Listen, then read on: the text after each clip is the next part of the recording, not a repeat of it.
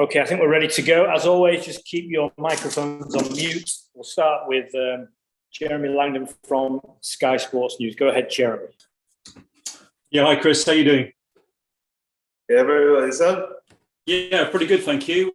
Just before we talk cricket, on behalf of a colleague, can I just start by asking you about Black History Month and what it means to you, why it's so important, and who your icons were, sporting icons growing up? Yeah, great question to start off. Yeah, obviously, I feel like in times gone by, obviously Black History Month is one of those things that come up every year. But I feel like in the current landscape of the world, it's just another opportunity to obviously continue that, creating that awareness, educating people, and things like that. So yeah, for me, it's always a great occasion. But whether it's Black History Month or it's just January, February, September, October, whatever the case may be, it's obviously great that awareness is being created. And yeah, obviously long may that continue. As far as my sort of sporting heroes and icons coming up, obviously I grew up in the Caribbean, and I can't look further than a couple of West Indies players. Obviously I looked up to players like Brian Lara, Curtly Ambrose, Courtney Walsh, these type of champion type players, you know. And then obviously you got guys like Michael Jordan. I follow basketball quite closely as well. So I'd say like those type of public figures were sort of people I look to. But yeah, as I said, it's just great that we can continue creating that awareness and educating people as much as possible. Sure, yeah. Onto the cricket then, Chris. How optimistic are you about England's chances, and how strong is the squad you're with right now, do you think? Yeah, this squad first and foremost is very, very strong. And yeah, I'm pretty optimistic. I think that the guys having come together this week and trained the last couple of days, the focus is really, really clear. Obviously, we've been playing together for quite some time now, so we know each other's games pretty well. We played in quite a few high pressure and big games, if you like, in front of big crowds. So from that point of view, I think everyone's nice and calm. It's just about going through our process like we have been doing for the past 4 years since the last T20 World Cup, in terms of doing our due diligence on the opposition, checking conditions, and just seeing how best we can exploit them and play to each other's strengths. Yeah, and of course, 4 years ago, you went pretty close. It was a pretty spectacular end to the final, wasn't it? How much did that haunt you, and how much do you want to go one better this time and maybe win it, of course, for Ben, who can't be with you? Yeah, 100%. I wouldn't say it really haunted too much. Obviously, that's part of sport, that's part of life. Someone has to come up victorious, and for something like that to be done in the last over, you can't really write that. And that was some unbelievable hitting by Carlos Braff at that time. But I just remember even during the last tournament, obviously we lost to the West Indies first game, and then bowling first against South Africa, we had to chase down a mammoth total, and had we not chased it down, we almost effectively would have been out of the World Cup. So again, I think the learnings from that is literally just to stay in the moment and take one game at a time, go through each process, as I said, do your homework on the opposition, and then go out there and play as fearless as we do and stay true to ourselves. How key, Chris, do you think death bowling is going to be, and what kind of role do you think you're going to have in this team? How important do you think you're going to be? Yeah, well, death bowling is a big part of this short format cricket. I genuinely believe, obviously, but to win a tournament, you will be as good as your bowlers. Obviously, our batting lineup is well stacked and it's phenomenal and can chase down your score. But I definitely believe that if we can gel really well as a bowling unit, create some really clear roles for players throughout the team, and especially shutting down games at the back end, because most T20 games, more often than not, come down tight, come down to the last couple of overs. And obviously, if we can hold on nerve and be nice and calm in those situations, assess the pitch, assess conditions, assess everything, and just make nice, clear, and decent decisions. I think that we should go all right. And you and Tymal Mills were pretty effective, in the 100 bowling at the death. What about his return to international cricket with England after 4 years? How effective is he going to be, and how fast is he going to be? It's a great achievement. Obviously, I spent quite a bit of time with Millsy playing at Sussex. So I've been there through a lot of his ups and downs. He's obviously struggled with injury and what's not in the past, but he seems to be in a really good place mentally. He's really been able to string together a lot of back-to-back games this season, which is something that he hasn't done in the past. But just speaking to him, he feels a lot more confident in his body. He's adjusted his training and stuff like that to be able to have that longevity and stuff. But his skill set is very unique. Obviously, he bowls at extreme pace, but he's also got some very, very clever variations. And more so, he has a lot of confidence in his own ability and in his own game when it comes to setting fields or knowing exactly what he needs to do. So, throughout the tournament, throughout the campaign, that's definitely what we want to see from him.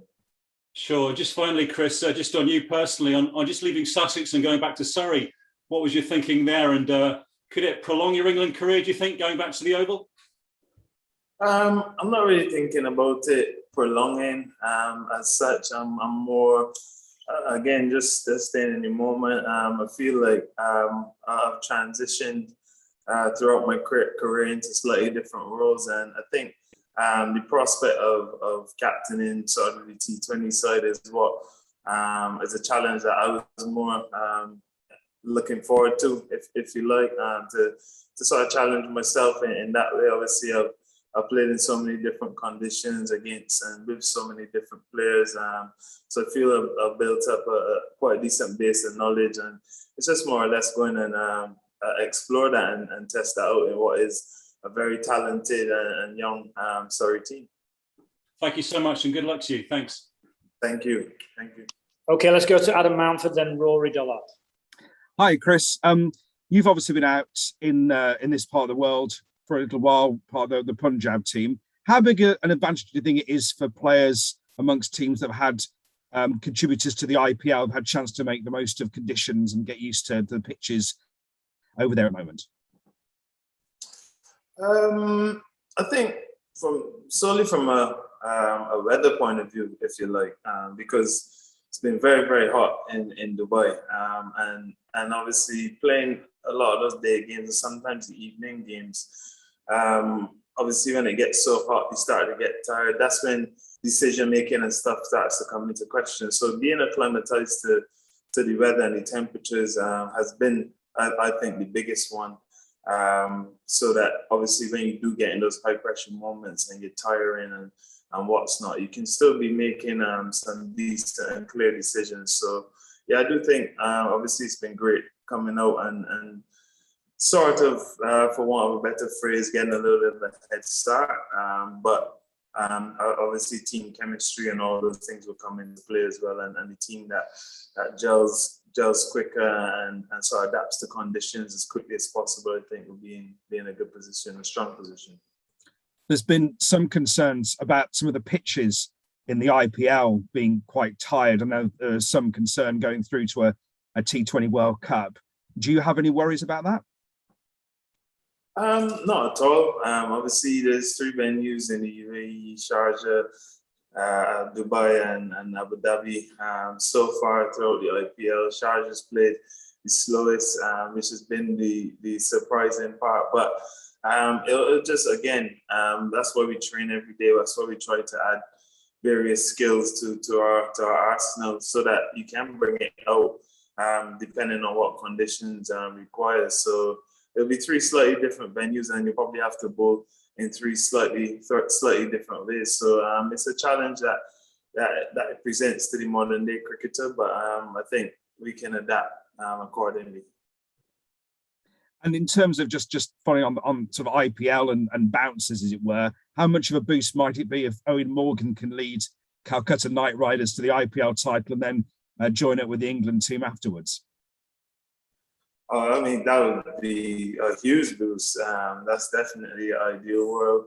Morgie's obviously it's well documented, I think, about his leadership qualities and obviously his pedigree and stuff. And it's just great to see him really exploring that and it coming to the fore in what is a strong Calcutta Knight Riders team. He's really implementing his sort of philosophies and the way he wants to play the game, and you can really see the players responding to it, and that's the strength and character of the person, you know. And yeah, in the ideal world, if he takes them all the way, I can't see that being nothing but a positive for the team.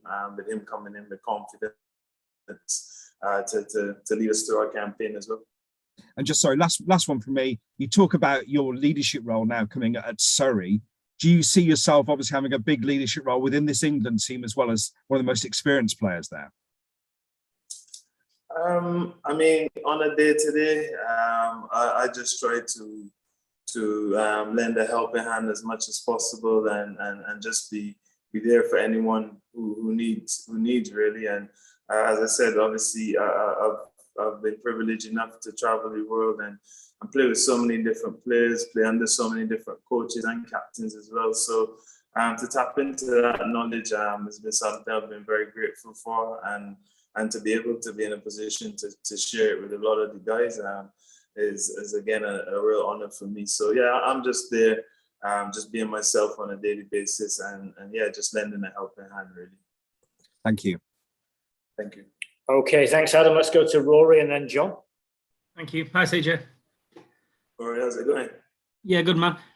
Just to pick up on Adam's idea there about your leadership role, you sort of mentioned around the place, maybe around the training days, but actually when it comes into the thick of it in the middle of a T20 match, often Eoin, we see him going to talk to you and stuff. Do you see that as a sort of on match day as a role you have of almost being the guy who reads the pitch, the sort of the leader of the attack, as we call it? I mean, I guess it's something that, yeah, sort of transitioned into. As I said, like, given that I have had the privilege of seeing so many different surfaces and experiencing quite a few different things, I try to, just quickly get a read on the pitch, on conditions, on the opposition, and yeah, just sort of like try to bounce my ideas as much as possible to Morgie, if needs be. Obviously, Morgie is a very, very experienced captain, and he's seen even more than I have. But yeah, just to be there. Obviously, Jos again behind the stumps is something that he's very good at as well. But yeah, just to be there as like another ear, another voice. It's something that I really enjoy. And you mentioned a little bit about that 2016 final in Eden Gardens. I think there's 7 of the 11 from that day is in the squad again right now. I just wonder how you feel that that unity, really. You know, you've been together that long, this group. You know, there's been 1 or 2 new arrivals, but really the core of the team right now is that team who finished runners-up 5 years ago. Do you feel like you're stronger for that experience together over the years? Yeah, I definitely feel that way. I just, like, one of the things that stick out to me is, in a sense, like how quickly that last over went. And then I remember going into a few games after that when we did get in those situations a lot more. We just started to slow the game down a bit more, just so that decision making and everything was much clearer. And then you saw that going into 2019 World Cup, the team was on autopilot really. Any situation, any pressure situation, you just saw the game started to slow down a little bit, and everyone come up with sort of what we felt was like an informed and the correct decision, you know. And I just feel like, as you said, the team haven't been together for so long. The chemistry's there, the talent's there. All the ingredients are there for us to make a decent run in this campaign as well. But we do have to bring it back to one day at a time and one game at a time, and deal with what's in front of us on that day, you know, and try to build through the tournament in that way. And you mentioned the last over. We all know about that, but it's easy to forget sometimes that you bowled the 19th over in that final, and it went pretty well. I wonder if you could almost take yourself back in time to sort of take in your cap after that 19th over. Did you feel like you'd got England over the line? Yeah, it's so funny. We tend to laugh, have a laugh about it in between. But yeah, like obviously I bowled that over under what was quite immense pressure and stuff. And yeah, when I bowled a dot ball on that final ball, it definitely did feel a lot closer than it ended up to be. But again, that's part of the learning, and that's part of having that experience, because having that feeling after that ball is something that I'd never take myself to a place ever again, you know, given what transpired after. So definitely came out stronger for it as a unit and as a team. And as I said, I definitely won't be feeling that way again after bowling 19th over until it's fully over. Nice one. Thanks, CJ. No worries. Cool. We'll finish with John and then Dean. Thank you. Chris, hi. You have a pretty extensive repertoire of skills in the T20 format. Is that enough? Are you happy with what you've got? Are you still trying to learn new stuff? Definitely trying to learn new stuff. Definitely always looking to add to my game.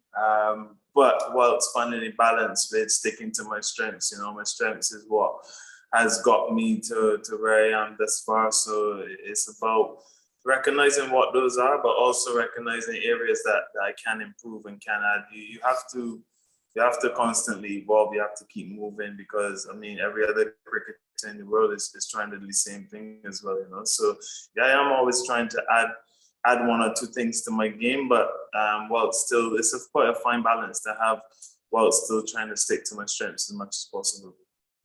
And just there's been so much talk in the last few weeks about the Ashes, but you got a World Cup before that, and you're not involved in the Ashes. Is that kind of a bit frustrating that everyone's on about the Ashes and almost overlooking the fact that you've got the chance of becoming the double world champions?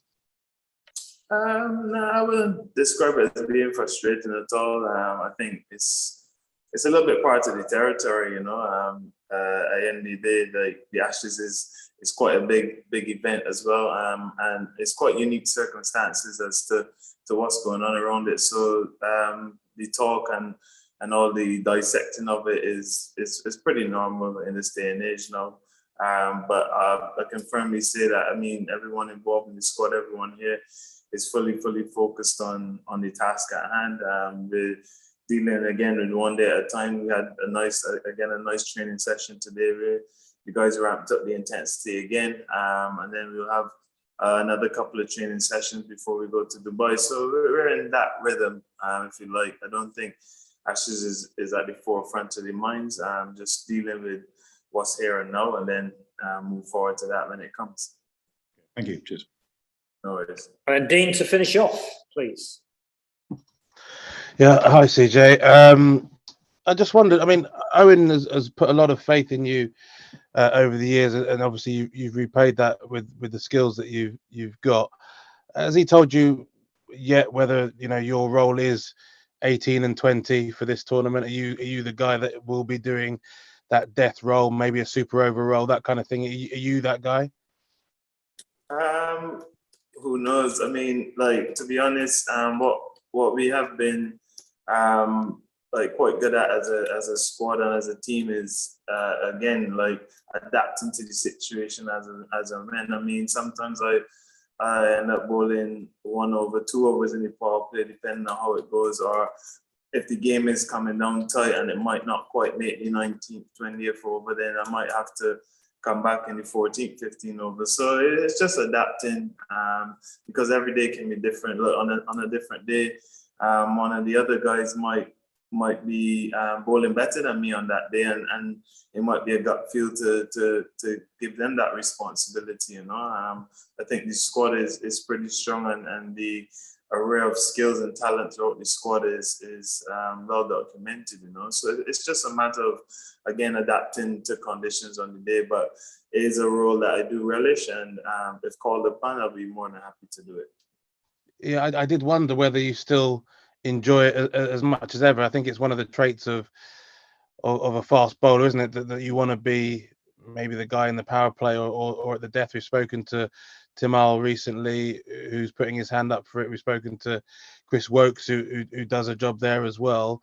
It sounds like you're all quite keen and quite happy to do it. Are you still, you haven't had any confidence dented or any doubts at all about it? You're still relishing that chance?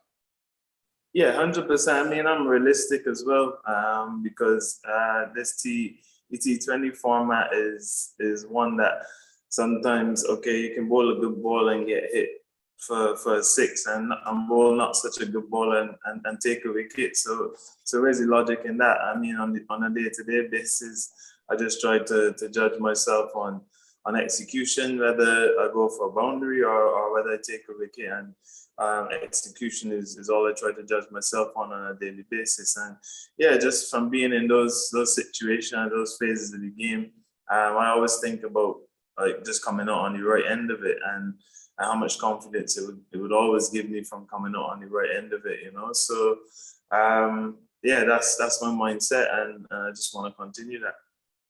And your first game of the tournament is against the West Indies. Do you think you'll take a knee before the game? I mean, nothing's really been discussed really, but if it's something that us as a team and we discuss it, and it's something that feel strongly about doing, we will definitely do it. On the flip side, if it isn't, then we won't. So we'll have to discuss that internally, and then take it from there. All right, cheers, CJ. No worries.